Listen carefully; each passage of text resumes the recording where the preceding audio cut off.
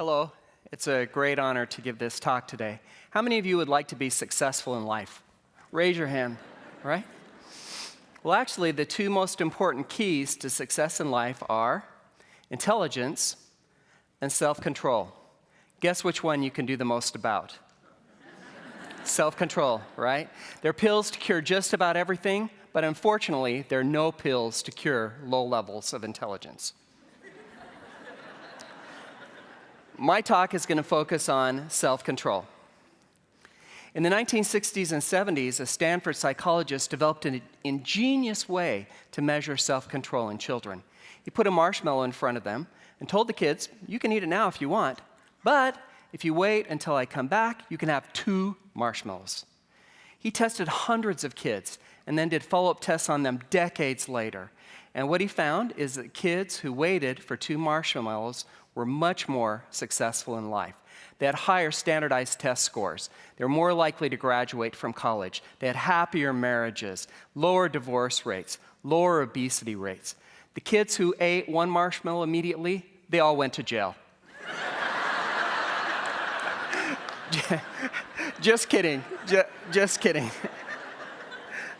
They didn't go to jail.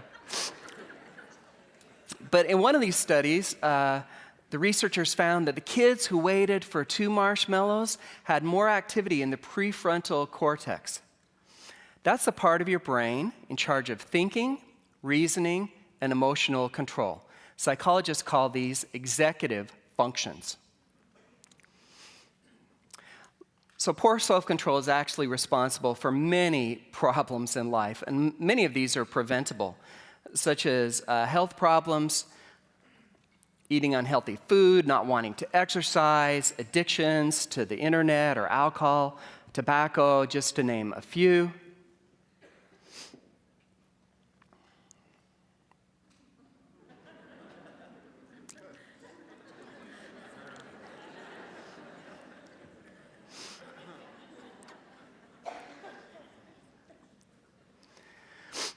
People also have trouble controlling their finances. Some people spend more money than they make. Sometimes governments do this too. Some people have trouble controlling their sexual desires, including some politicians.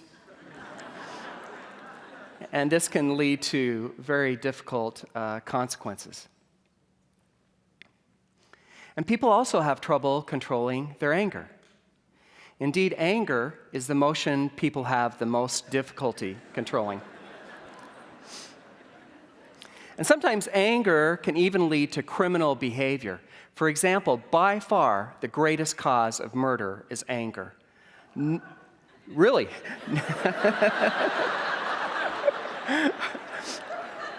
No other cause even comes close, like drugs, nothing even comes close. Anger is the leading cause of murder. So speaking of criminal behavior, 2 criminologists wrote a very influential book called A General Theory of Crime. What a brazen title. What general factor could cause all crime? Is it bad parenting? Bad genes? Substance abuse? Poverty? Frustration? No, actually, the best predictor of criminal behavior, especially violent criminal behavior, is poor self-control. So, for over 25 years, I've spent my career studying human aggression, and aggression often starts when self-control stops. And what I'd like to do today is tell you about a few studies that we've conducted on the link between low self-control and aggression. But before I do, I want to tell you a little bit more about the brain, because the brain plays such a critical role in self-control. The human brain's about the size of a grapefruit. And although it's only about 2% of our body weight, it uses 20 to 30% of the calories we consume. The brain is a very demanding organ. Calories provide fuel for the brain that it uses for many functions, including those executive functions I talked about earlier: thinking, reasoning, and emotional control. And also recall that the emotion people have the most difficulty controlling is anger. Now, food gives us calories.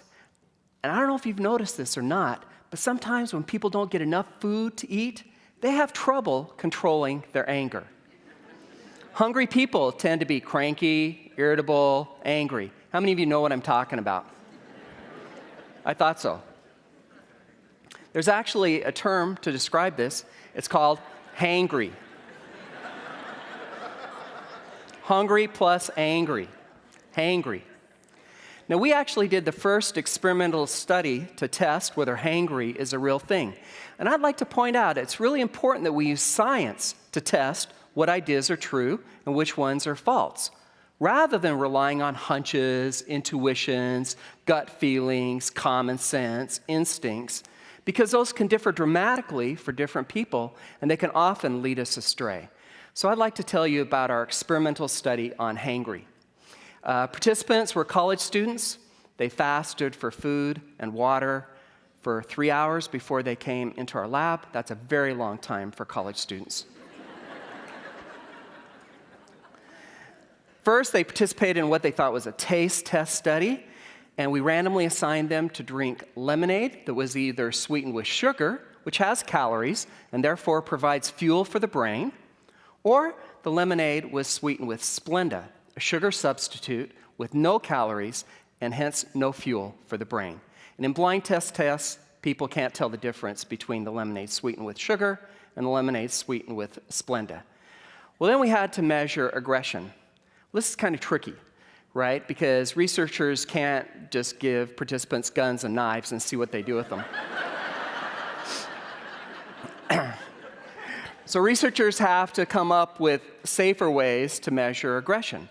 Now, aggression is any behavior intended to harm another person who wants to avoid that harm. And in this study, and in the studies I'll tell you after, we used a noise blast procedure that I developed for my doctoral dissertation.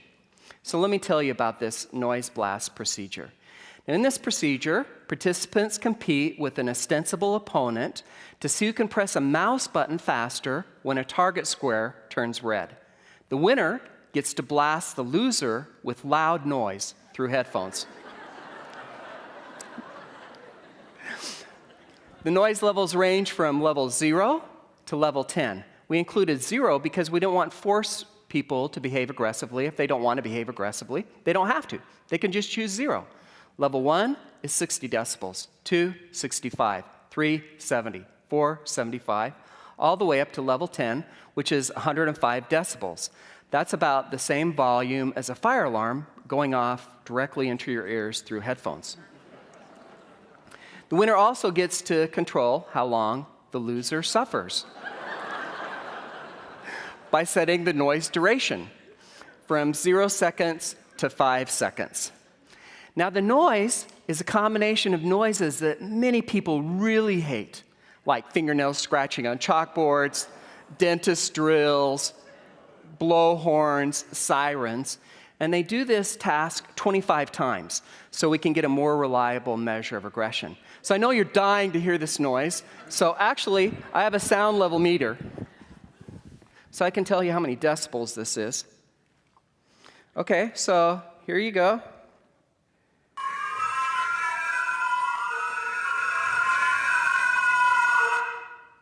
Do you want to hear it again? 93 decibels. 93! It goes up to 105. So we told participants that the study was about the effects of different kinds of foods on reaction time, but it was not. The study was about the effects of glucose on aggression, and we explained this to participants after the study was over. So here are the results for participants who drank the lemonade sweetened with sugar, and those who drank the lemonade sweetened with Splenda. Those who drank the lemonade sweetened with Splenda were significantly more hangry and aggressive. Why? Because the Splenda has no calories for the brain. Right? Well, we wanted to replicate this study. Scientists like to do that. We also wanted to see if the effects generalize, because after all, this was a laboratory experiment. It was conducted in an artificial setting, psychological laboratory. Study lasted less than an hour. And the participants were college students who aggressed against a complete stranger. So we conducted a field experiment as a follow-up study. And in this field experiment, participants conducted the study in their own home, a natural setting. Study lasted 23 days rather than less than an hour. And the participants were actually married couples who aggressed against their spouse. So we had 107 married couples. They'd been married about an average of 12 years.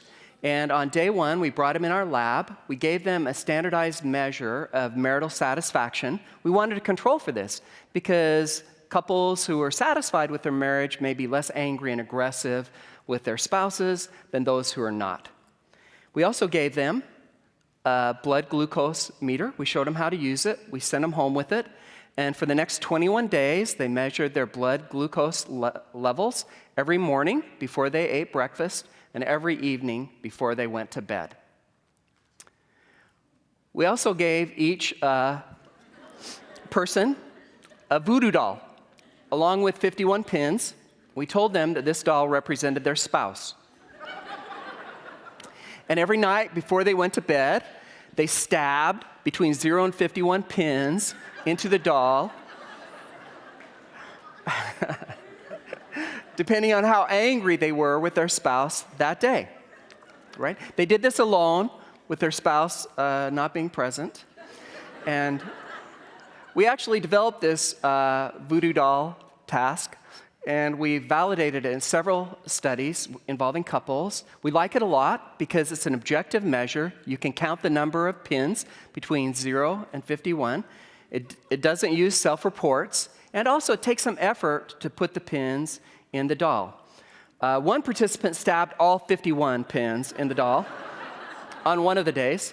Actually, on 2 of the days. Man, I'm glad I'm not married to that person. So I bought 250 of these dolls. They're $20 each. One day I got a call from my credit card company. They said, "Did you really spend $5,000 on voodoo dolls?" I said, yeah, I did. I'm a scientist, and I'm doing a study that involves over 200 participants, and each of them gets a voodoo doll. I said, "Really?"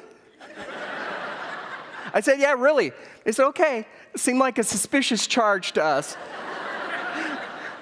We never saw anybody spend $5,000 on voodoo dolls before, right? So on day 23, we brought them back in the lab, and they did the noise blast task that I described earlier. Did you want to hear that noise again? Okay, I didn't think so. But this time, their partner was their spouse rather than a stranger, right? And here are the results. First, the number of pins stabbed in the voodoo dolls. For participants with high levels of glucose, a standard deviation above the mean, and those with low levels of glucose, one standard deviation below the mean. Those with low levels of glucose were much more hangry at their spouse, and they stabbed almost 3 times more pins in the voodoo doll than those with high levels of glucose. Next, the noise blast. Participants were nicer to their spouse than college students were to strangers. Those with high levels of glucose and those with low levels of glucose. But those with low levels of glucose were once again more hangry and aggressive with their spouse than those with high levels of glucose because they had less energy for their brain to exercise control over angry feelings and aggressive impulses. Also, we found the number of pins participants stabbed in the doll was directly correlated with the intensity and duration of noise blasts they gave their partner, which adds some validity to our voodoo doll measure. So the take-home message from this study is don't talk about anything important with your spouse on an empty stomach. Don't do it, right? Instead, you should talk about it over dinner, or better yet, after dinner, after your glucose levels have had a chance to increase. So we've shown that hangry people are more aggressive against complete strangers in our laboratory experiment involving college students. And hangry people are also more aggressive against loved ones using our field experiment involving married couples. So it's really important that we feed our brain. Our brain needs fuel to engage these executive functions, including controlling angry feelings and aggressive impulses. Now, I am not advocating that we feed our brain with junk food, right? Although sugary foods cause a quick spike in glucose, you get a decrease just as quickly, right? And also we know that sugary foods lead to diabetes. And we've done other research showing that people with diabetic symptoms tend to be more aggressive than those without. So I'm not advocating this. Rather, I'm advocating that we feed our brain with healthy foods, such as fruits, veggies, and whole grains that will keep our glucose levels at a higher level for a longer period of time and at a more stable level. In my office, I have a drawer full of protein bars so I don't get hangry with my colleagues and students. So everybody knows that muscles can be strengthened with exercise, but what many people do not know is that self-control can also be strengthened with exercise, just like a muscle. So here's some self-control exercises. You can try these at home. Work on your posture. Use your non-dominant hand for mundane tasks like stirring soups or opening doorknobs or brushing your teeth or drinking beverages. Speak in complete sentences. It's a tough one, huh? Keep track of what you eat. My colleagues actually did a really cool study in which they randomly assigned participants, college students, to do these self-control exercises for just 2 weeks, every morning between 8 a.m. and 6 p.m. Participants in the control group did not do the exercises. And then they gave them a standardized measure of aggressiveness. It has items like, once in a while I can't control my urge to strike another person. If I have to resort to violence to protect my rights, I will, right?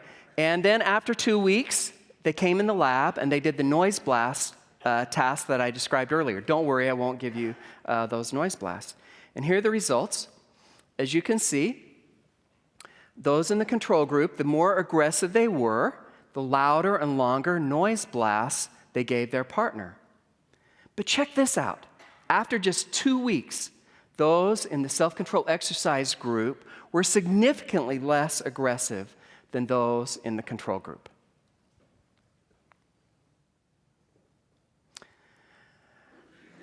So in conclusion, control your anger and you will live long and prosper.